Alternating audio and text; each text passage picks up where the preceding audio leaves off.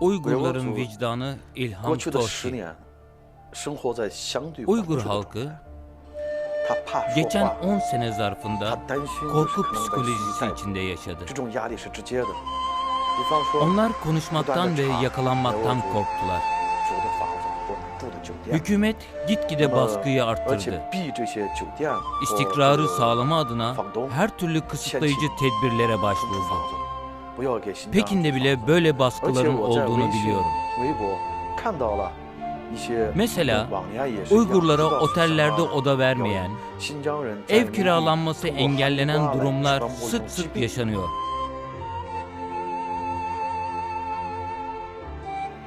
Hatta sosyal paylaşım sitelerinde Uygurların getirdiği meyve ve kuru yemişlerde bulaşıcı hastalıklar var diye fitne yayanlar da var.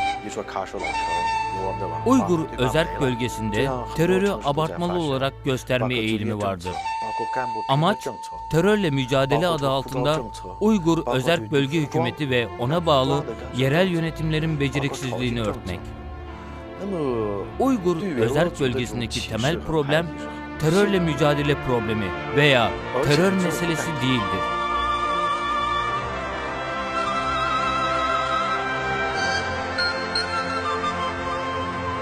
Asıl problem kontrolsüz yetki kullanma problemidir. Mesele yetki aşırı biçimde çıkar şebekelerinin eline toplanması ve onlar tarafından manipüle edilme meselesidir. Çin hükümeti bu tehlikeli uçurumun kenarındayken terör tehdidinden bas bas bağırmak yerine durup aynaya bakmalıdır.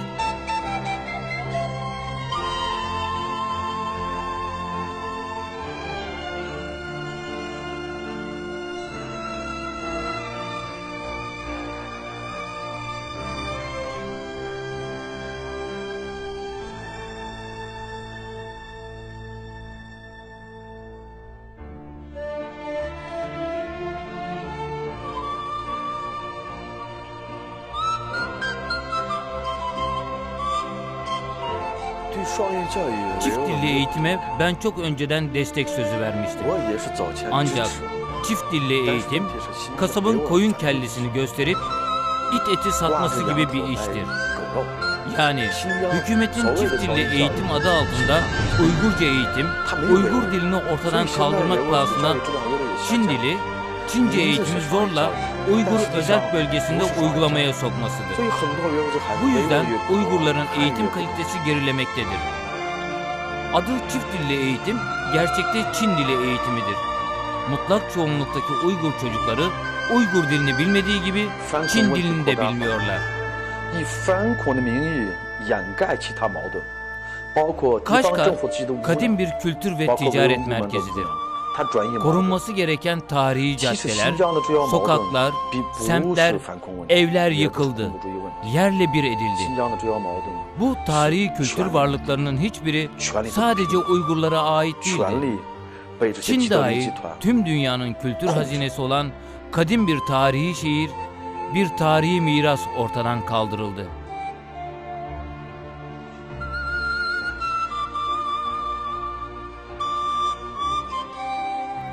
Hitler Prag'a, Japonlar Pekin'i işgal ederken bile tarihi dokulara dokunmamıştır. Ama Kaşgar'da Hitkar Camii'nden başka tüm tarihi eserler yok edildi. Uygur özerk bölgesinde Uygurların hoşnutsuzluğunu artıracak birçok neden var. Din, dil, kültür, siyaset, kentsel dönüşüm, işsizlik, pasaport, yönetim ve buna benzer şeyler. Her konu Uygurların aleyhine işliyor. Bugün Uygur özerk bölgesinde Uygurlara yönelik dışlama, aşağılama sistematik hal almıştır. Ve bunu yapan da devlettir.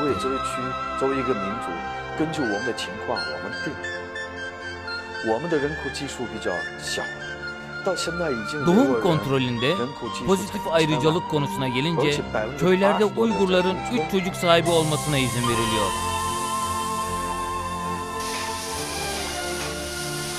Uygur bölgesinde yaşayan Çinlilere de aynı politika uygulanıyor.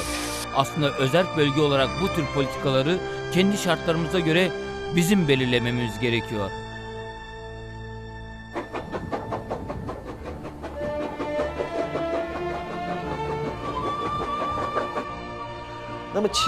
Bizim nüfusumuz az, ancak 10 milyon kadar. Nüfusumuzun %80'i köylerde yaşıyor ve çok yoksullar. Şehirleşme ve sanayileşmeden dışlandık. Uygurlarda yaşlı nüfus yükselikte ve çalışabilecek insan gücü azalıyor. Çünkü çok sayıda gencimiz cezaevlerinde. AIDS, tüberküloz gibi bulaşıcı hastalıklar aniden ve anlaşılmaz bir şekilde yurdu sardı. Birçok politik neden toplumumuzun yapısına ağır hasar vermiş durumda. Ben Uygur bölgesinde şu gerçeği görüyorum. Hükümet dine baskıyı arttırdıkça Uygurlar daha fazla dine sarılıyorlar. İslam'ı pasif şekilde korumaya çalışıyorlar. Hükümet erkeklerin sakal bırakmasını yasakladıkça Uygurlar arasında sakal bırakanlar çoğalıyor. Kadınların başörtüsünü yasakladıkça kadınlar arasında başörtüsü takanlar çoğalıyor. Uygurların ana dili yasaklandıkça Uygurlar ana dilini daha fazla önemsiyorlar. Peki bu durumda hükümet ne yapmalı? Ameliyat masasına önce kendini yatırmalıdır. Kendini yönetmeyi bilmiyorsan devleti nasıl yöneteceksin? Biz Uygurlar köklü bir dini inanca sahibiz. Devlet, Uygurlar üzerindeki dini baskıyı tarihin hiçbir döneminde bugünkü gibi sert ve şefkatsiz bir biçimde ağırlaştırmamıştır. Uygur Özerk Bölge Yönetimi'nin dinle ilgili çok sayıda genelgesi var. Devlet memurları camiye gidemez. Sanayi sektöründe, hizmet sektöründe, işletmelerde çalışanlar camiye gidemez. Öğrenci, öğretmen, kadınlar, çocuklar, 18 yaşından küçük olan herkes camiye gidemez ve namaz kılamaz. Ben şimdi soruyorum, camiye kimler gidebilecek? Ayrıca mesele sadece din değil, geleneklerimizi bile hedef alıyorlar.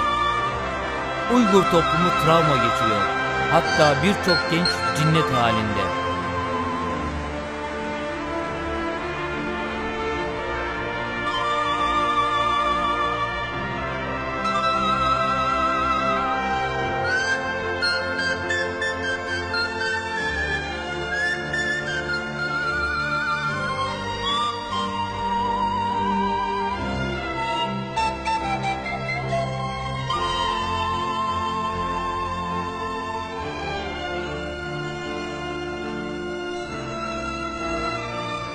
Eğer Çin hükümeti Uygurlara karşı uyguladığı yüksek baskıcı politikasını değiştirmezse, silahlı baskıya karşı direnecek Uygurlar gün geçtikçe çoğalacaktır. Devlet daha fazla askeri güç, silah ile Uygur toplumunun üzerine gitmeye devam ederken, Uygurların karşı koyma eğilimini terör faaliyeti olarak görmem mümkün değildir.